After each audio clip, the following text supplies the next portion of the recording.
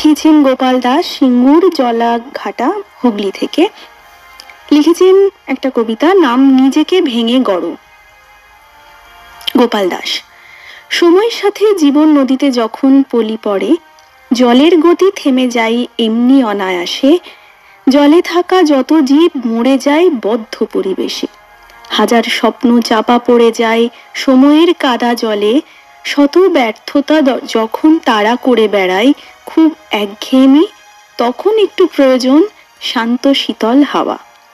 তাই জীবন যখন থমকে যায় বদ্ধ জলাশয়ের মতো, তখন খুলে দিতে হয় চারিদিকে বাঁধ, খাল, বিল। সময়ের সাথে সাথে নিজেকে গড়ো, সময়ের উপযোগী করে, তবে তুমি ফিরে পাবে বাঁচার মানে, জীবনের স্বাদ। নিজেকে গড়ে তোলো নিজের মতন করে, আনন্দ উচ্ছ্বাসে। সময়ের সাথে সাথে পরিবর্তন খুবই প্রয়োজন, নইলে সময় ভুলিয়ে দেবে তোমায় তোমার অজান্তে। গোপাল দাস, সিঙ্গুর জলাঘাটা, হুগলি থেকে। সময় একটা শব্দ, কিন্তু কত গল্প লুকিয়ে আছে না এর ভিতর। সময় কিন্তু শুধু কেটে যায় না, সময় আমাদেরকে গড়ে তোলেই, ঘষে মেজে ঠিক পাল্টে দেয়। কখনো তার ছোঁয়া কোমল লাগে, কখনো তীক্ষ্ণ কঠিন, কিন্তু প্রতিটি মুহূর্তের মধ্যেই থাকে এক একটা শিক্ষা, এক একটা অদৃশ্য হাত, যে হাত আমাদের নিজের ভিতরটা নতুন করে সাজিয়ে দেয়। আমরা ভাবি যে সময় চলে যায়, আসলে সময় আমাদের ভেতর দিয়ে বয়ে যায়।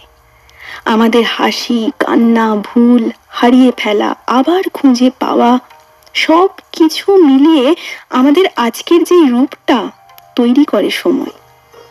প্রকৃতি যেমন সময়ের সঙ্গে সঙ্গে বদলায়, পাতা ঝরে, নতুন কুঁড়ি আসে, বৃষ্টি নামে, সূর্য ওঠে, তেমনি আমরাও বদলাই।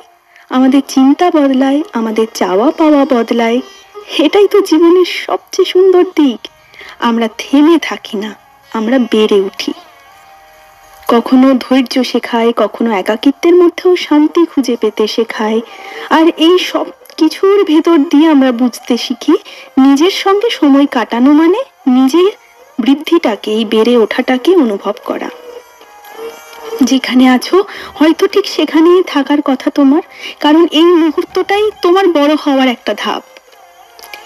আজকে সন্ধ্যায় এই সুরের ভেতর দিয়ে আমরা একটু সময়কে ধন্যবাদ জানাই, যে আমাদের ভাঙে আবার গড়েও তোলে, যে আমাদের হারায় আবার খুঁজে পেতেও তো শেখায়।